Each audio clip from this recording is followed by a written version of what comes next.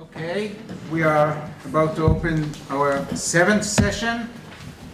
The title is Jewish Law. As we said at the opening session, our interest in this conference is not only the state perspective and the clash between liberal values such as freedom of religion and equality. It is also the internal perspective, internal religious perspective, and this is an opportunity to deal with the Jewish law perspective. So we'll start with Professor Zvi Zohar, who is a professor of Jewish studies and law here at Bar-Ilan University. You have his bio in front of you, and he'll speak on inequality, parity, equality, mapping 20th century rabbinic position with regard to non-Jews. Good morning or good afternoon.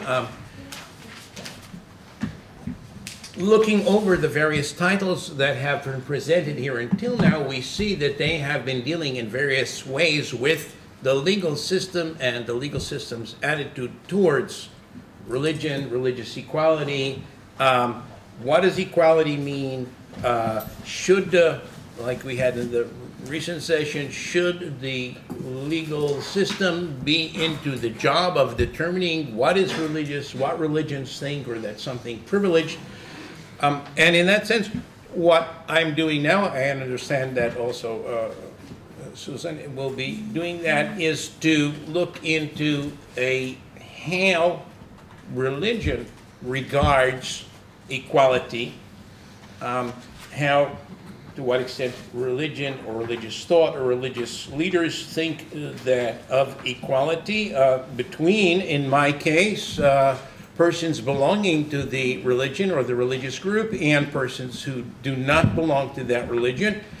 As I set out in my paper, a priori, the discussion is beginning, as it were, on the left foot from the perspective of equality, because it's, when you think about it, it's sort of natural to people to feel that, or for religious groups to feel that, well, there's different religions, but if I chose this religion and I identify with this religion, then why did I do that? Because this religion is better. This religion is the most noble, true, authentic, that's what God wants, and so on. And therefore, you can almost build a logical correlation that if so, the other people who have not made this choice and don't realize how correct and good and authentic our religion is,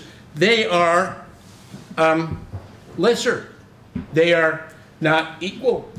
In fact, if you get to the Jewish example, which is the one I'm going to be talking about, and a certain aspect of it in any case, then, so the Jews have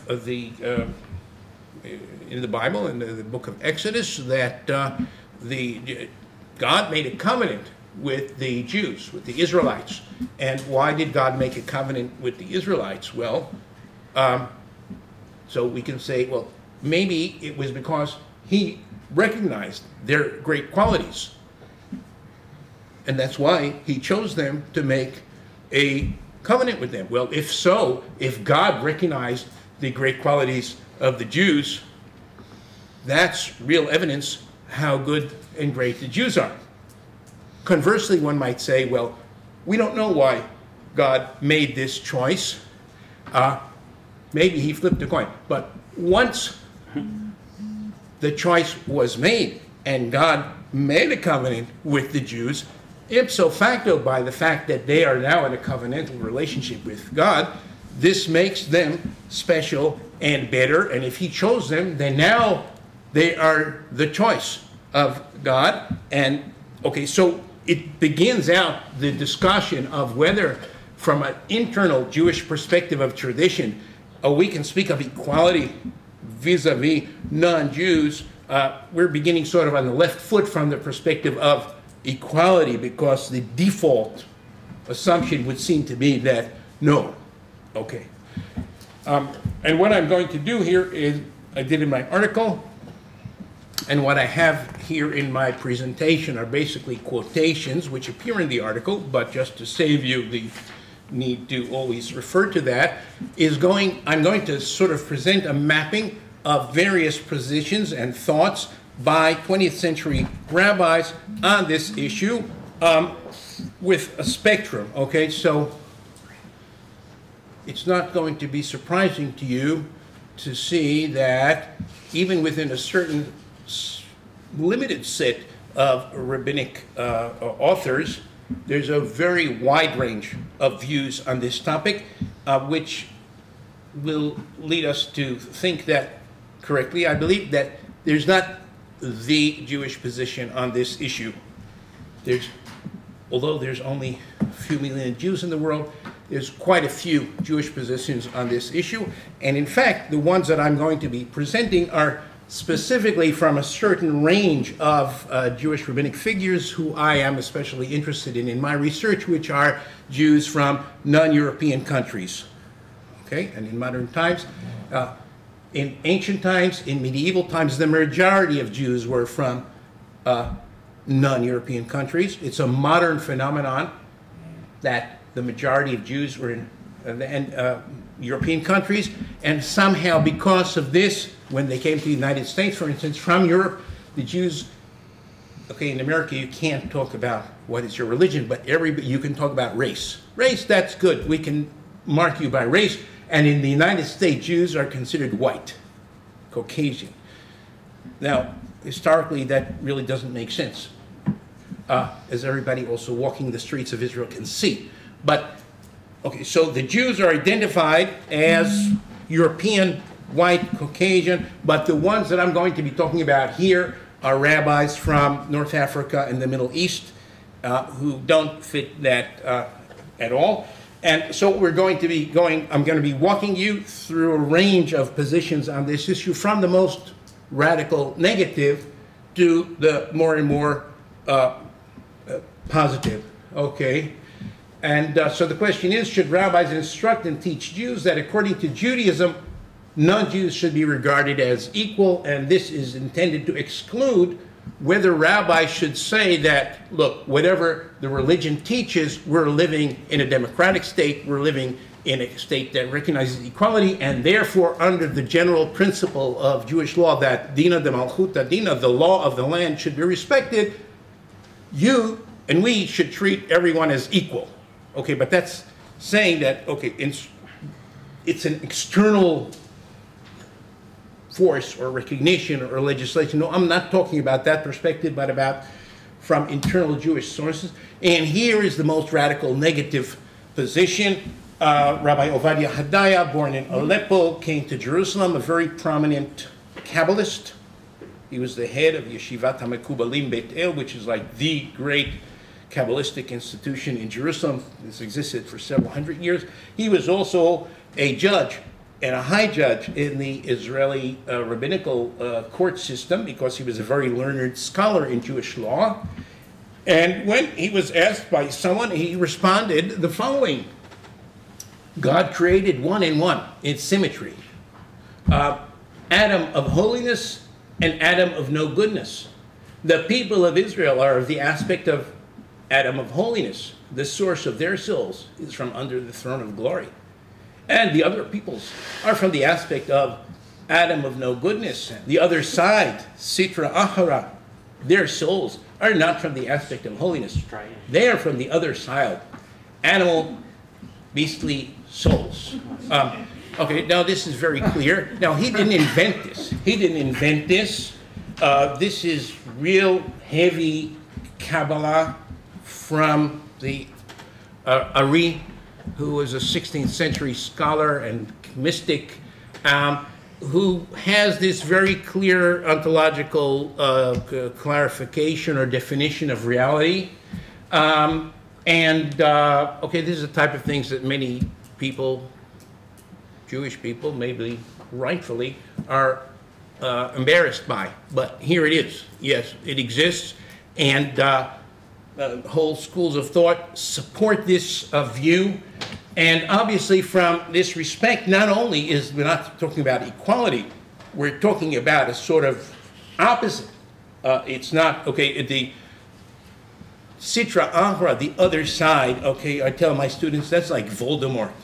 Okay, that's the picture of reality. Reality has the good, positive aspects, and it has the not neutral, but negative aspects, and they are in some type of zero-sum game, and it's sort of, well, it's almost Zoroastrian in a perspective that there's the forces of good and the forces of evil, and we, the Jews, not only have to support, but we somehow represent and personify the aspect of this aspect. Okay, here it is. We're now moving forward to Djerba.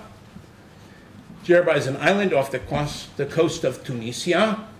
And now all of these positions except one, which is late 19th century, it's all 20th century. We're not talking about archaic people that lived in ancient times. There is an ancient Jewish tradition that if you're in a house or an apartment building or whatever, and somebody died there. So the water that was now there in open vessels, you shouldn't drink it, you shouldn't use it, you should pour it out. What is the origin of this? It was in medieval times. What is the origin of this is an issue, but how come the Gentiles who don't know about this and they drink the water, nothing happens to them? So Rabbi Moshe Drehem from Djerba says, well, look, there is a popular explanation, which is wrong, but the popular explanation reflects something about how popular, and they said, well, that's because the Gentiles have the flesh of donkeys, their body is like that of a donkey, because of that they are not harmed. But he says, no, that's wrong. This is rationally unacceptable. We see that regards to the body, there is no difference at all between Gentiles and Jews. So how come it is that the Jews are liable to be affected by this water and the Gentiles not? He says, really, because the Gentiles are in a state of nature. They have good, healthy bodies, just like God created them. They're not going to be damaged by this water. The Jews were weakened, culturally weakened by Torah. Accepting the Torah may have made them spiritually inclined but physically weak. And therefore, they have to worry about and be careful about many things which basically healthy non-Jewish people have nothing to fear from. But this is a cultural issue. It's not something that's ingrained ontologically.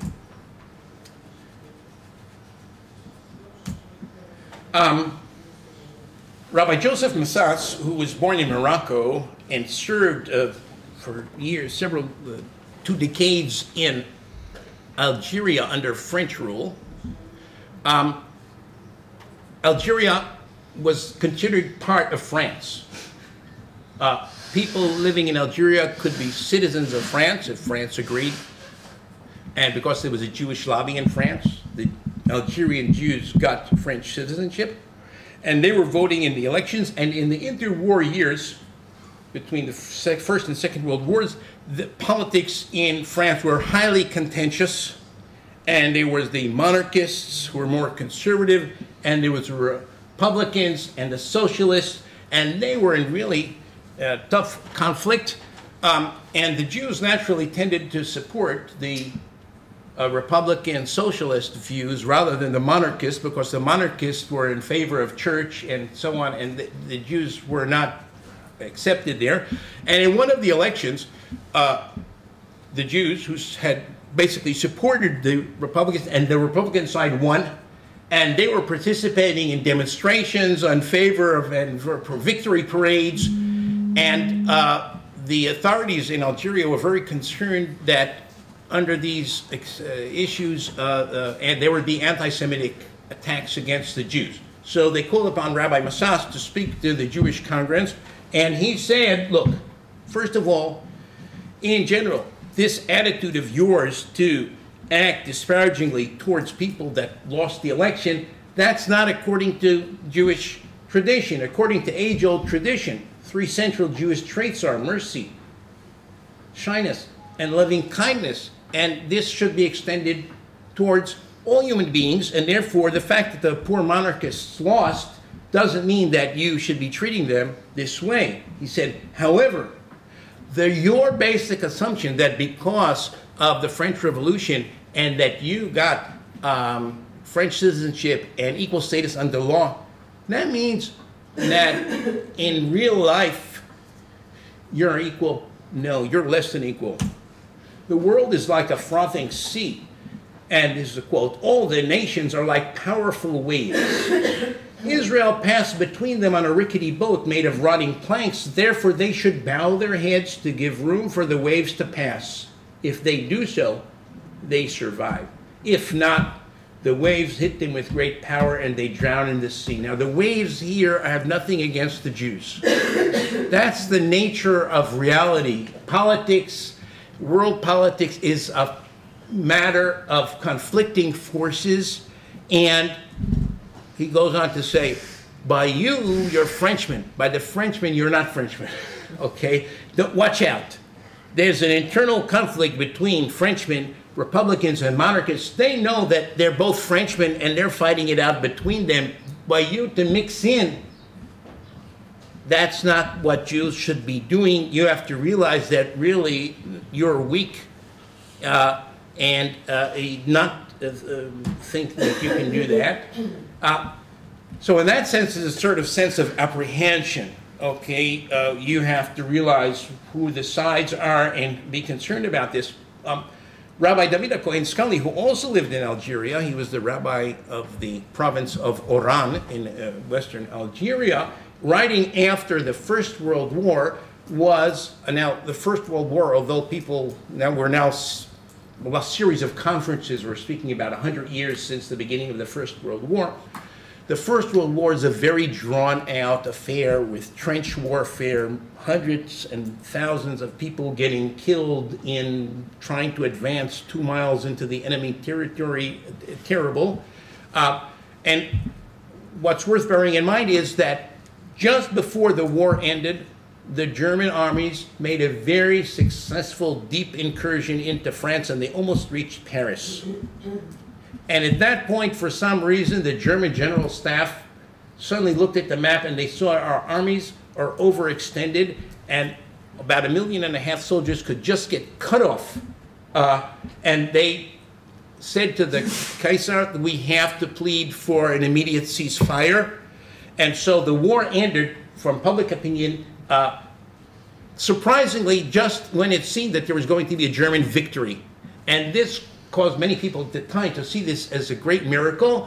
And people went and they said prayers of thanks in the churches and so on. And some Jews also went to say such prayers in the synagogues. But they didn't ask rabbis. They just went and did it. So Rabbi Scully, in retrospect, is saying, was that a correct move religiously or not? Because that prayer of thanks that they used is a traditional Jewish prayer called Hallel, which is usually employed when something specific happened good to the Jews, like the Jews came out of Egypt. Okay, so on the Passover holiday we say Hallel, which is basically section from Psalms, or Hanukkah, the Hasmonean Maccabees overcame the wicked pagan Greek Syrian government, say Hallel.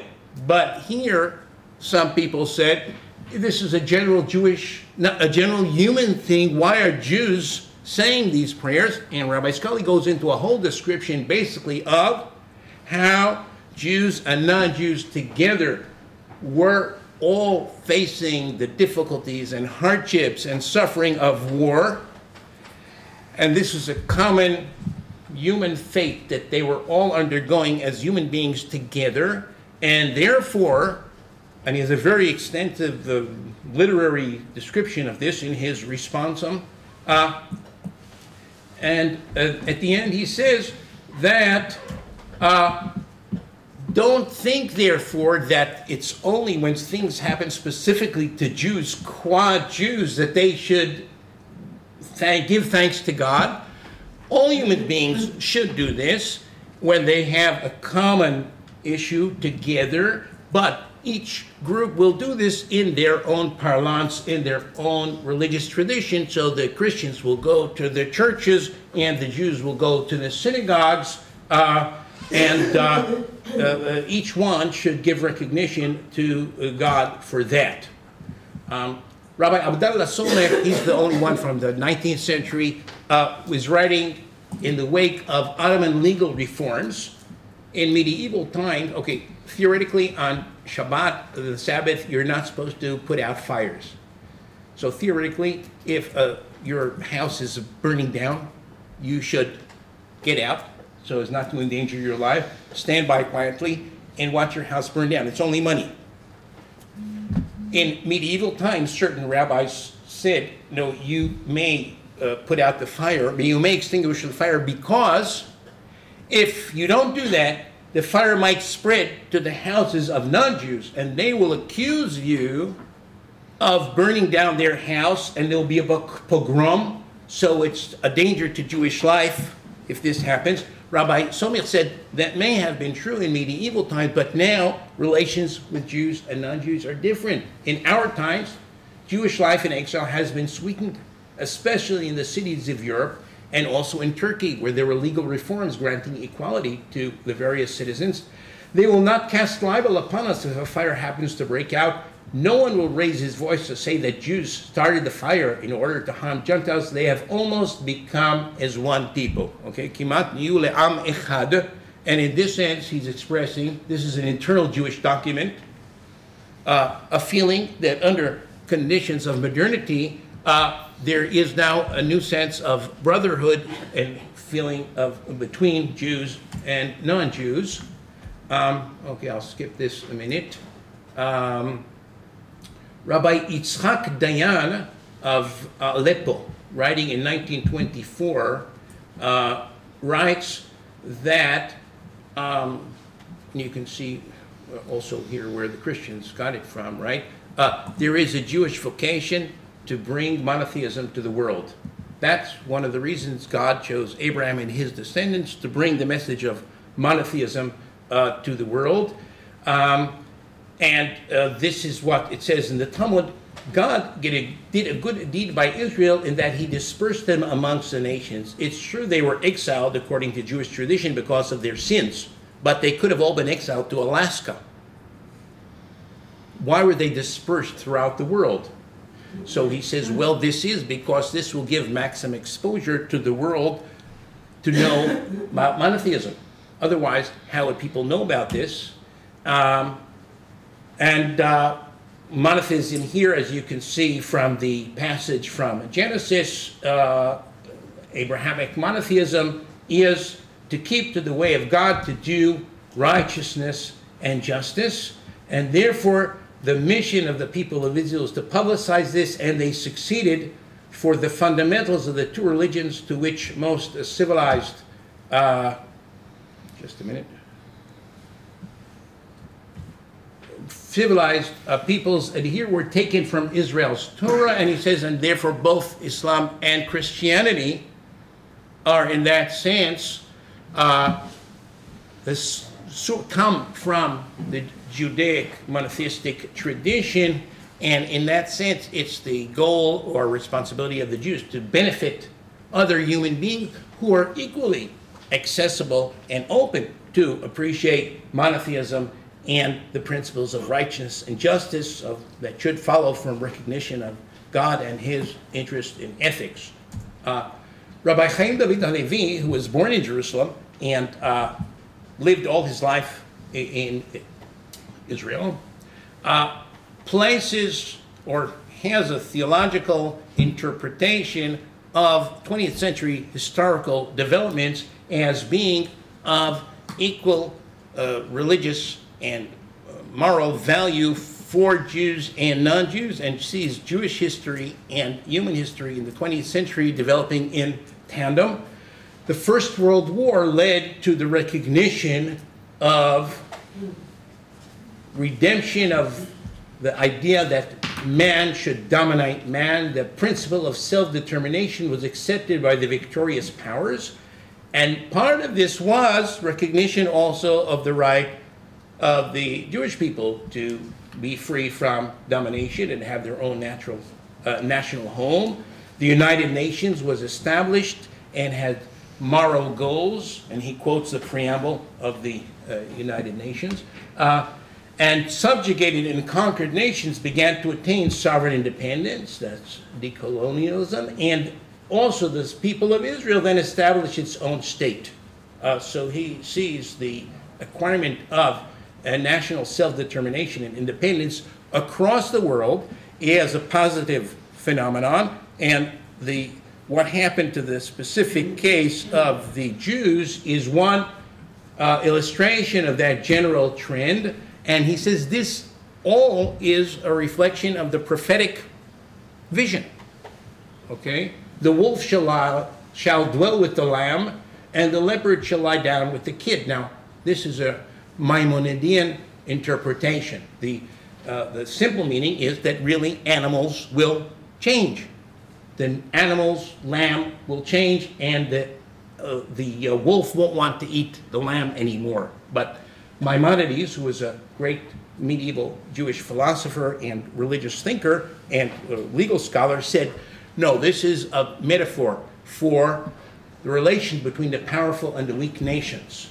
And in the Messianic times, in the future, there will be such goodwill and mutual recognition that the powerful will not want to subdue and conquer the weak, and all will live together. And this is in the prophets, which by all accounts are dated from the 6th or 7th or 8th century BCE, and Rabbi Halevi sees this vision being embodied in at least the theoretical underpinning of how people think international politics should be in principle.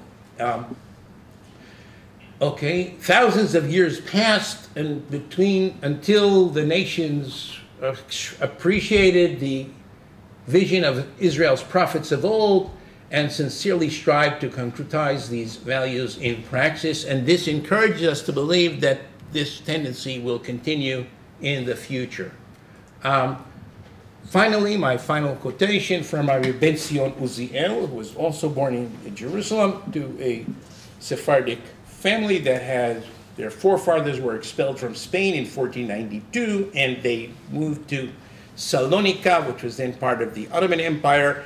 And in the early 19th century, his family, or his grandfather, came to Jerusalem, where he was born, and he became the Sephardic chief rabbi of Palestine under the British, and then the first Sephardic chief rabbi of the state of Israel. And under his view, the whole notion that there is an ideal of cultural separation, and that we want to preserve our own identity in the sense of not interacting culturally and not accepting and giving to other nations, this in general is a completely mistaken ideal. Rather, each country and each nation that respects itself does not and cannot be satisfied with its narrow boundaries and limited domains. Rather, they desire to bring in all that is good and beautiful, that is helpful and glorious to their national cultural treasure. Where are they bringing it from? From other peoples, other nations, other cultures.